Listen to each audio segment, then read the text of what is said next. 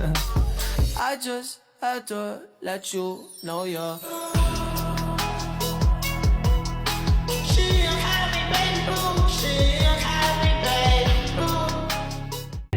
Bismillahirrahmanirrahim. Assalamualaikum warahmatullahi wabarakatuh.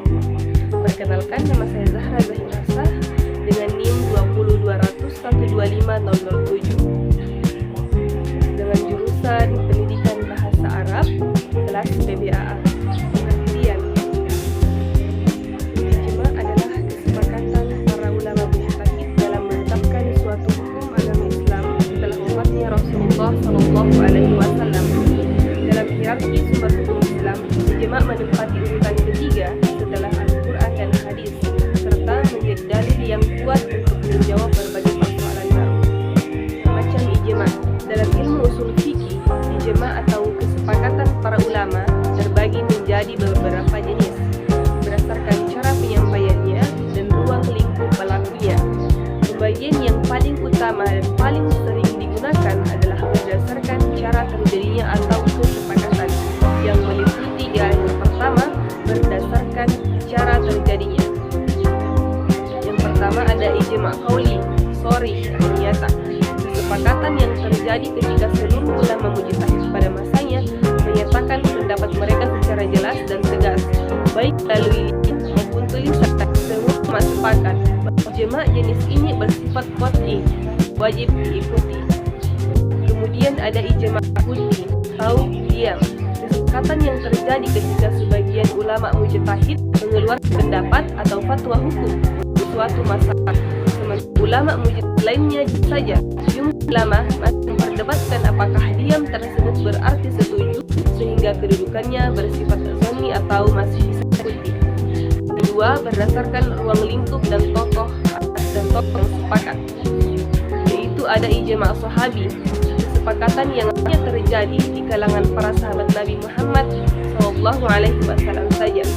Kemudian ada ijma khulafaur rasyidin, kesepakatan khusus yang dibuat oleh para khalifah yang empat, yaitu Abu Bakar, Umar, Utsman, dan Ali. Kemudian ada ijma ahlul Madinah, kesepakatan yang melibatkan dan disepakati secara khusus oleh para ulama atau penduduk di Madinah. Kemudian ada ijma seluruh umat atau umum, kesepakatan seluruh mujtahid dari kalangan umat Islam di seluruh penjuru dunia. Yang ketiga ada berdasarkan sumber penetapannya, yaitu ada ijma sharih atau jelas, kesepakatan yang memiliki dasar atau dalil yang kuat baik dari Al-Quran maupun hadis.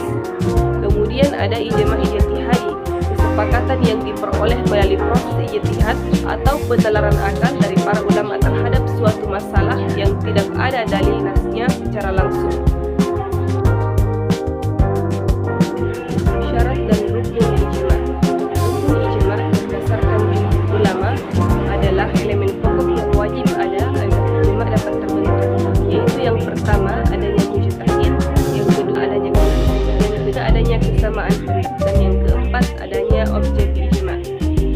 Kemudian syarat ijma agar ijma sah dan dapat dijadikan sebagai sumber hukum Islam, terdapat beberapa syarat yang harus dipenuhi. Yang pertama berstatus mujtahid, yang kedua bersifat menyeluruh, yang ketiga pernyataan pendapat, dan yang keempat sandaran hukum. Kemudian ada fungsi ijma. Fungsi ijma yaitu menjawab masalah baru, menguatkan dalil, dan menghindari perbedaan ekstrim. Contoh-contoh ijma yang paling populer dan disepakati umat Islam meliputi pengumpulan Al-Quran, pengangkatan Khalifah Abu Bakar, hak waris nenek, yaitu kesepakatan ulama bahwa seorang berhak mendapatkan bagian seperenam dari harta warisan. Ada juga keharaman lemak babi, kesepakatan ijma akan haramnya mengonsumsi lemak babi. Ada juga hukum bunga bank atau riba kontemporer, yaitu fatwa dari berbagai lembaga seperti MUI menyepakati keharaman riba dan dalam transaksi modern.